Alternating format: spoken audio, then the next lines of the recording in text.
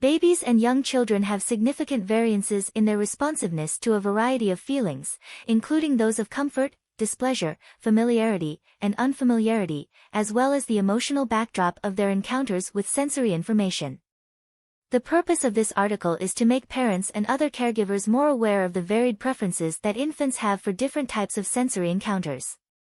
Newborns are already equipped to interact with the world and figure out how to meet their requirements when they are born. They have experienced sounds emanating from within their mothers' bodies as well as sounds coming from the surroundings. After birth, they are able to detect familiar sounds, such as their mother's voice or their chosen music, much as they have a natural preference for familiar sights, aromas, tastes, and textures. Infants have a natural propensity to like both the unfamiliar and the well-known, and they exhibit a heightened attentiveness to fresh stimuli, particularly those that originate from the realm of human interaction. For instance, a painting that is rich in detail attracts more concentrated attention than a color alone, and young children pay close attention to renderings of human faces, even those that are simplified. Every infant develops their senses in a manner that is distinctively their own in order to acclimate themselves and feel secure. When I went to visit a hospital, I saw 3 newborns being put back in their cribs after being fed. Each of the babies had a unique reaction, such as sucking their thumbs, playing with a balloon that was hanging from the ceiling, or staring at pictures on the walls.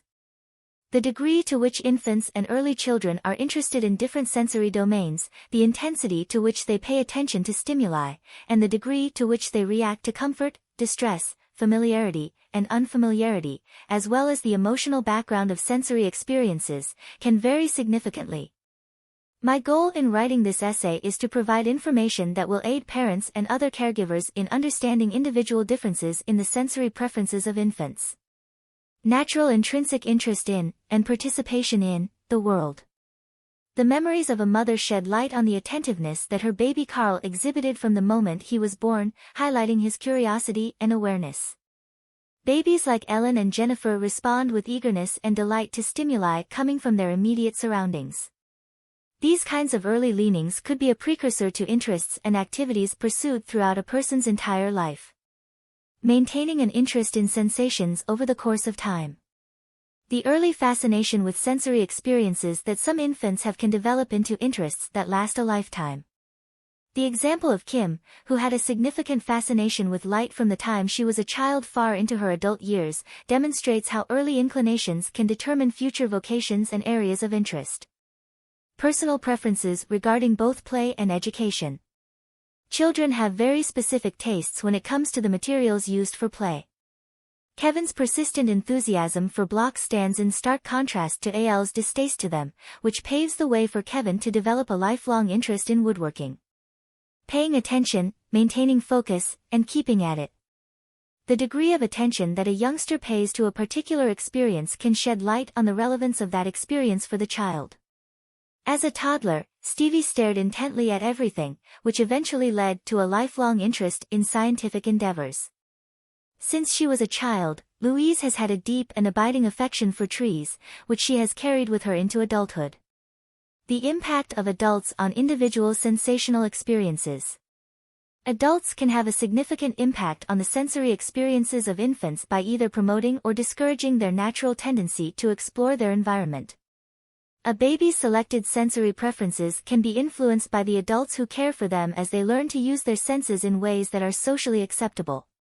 Sensorial experience and the growth of the senses. Sensory experiences are essential to the growth and development of a kid because they direct, stimulate, and reward the youngster's actions. When infants make the shift from passively reacting to actively participating in their environment, they begin to construct more complex mental representations through the synthesis of information received from their senses. This paves the way for the development of language. The relationship between memories and the meanings of sensory experiences. Memory and meaning in sensory experiences. Early sensory experiences contribute to the construction of a child's understanding of themselves and their surroundings. Personal meanings are ascribed to sensory encounters, and these early experiences may be cherished and retained in memory, influencing adult pursuits and interests. In essence, this exploration highlights the rich tapestry of sensory experiences that shape the early years of a child's life and influence their development and future trajectories.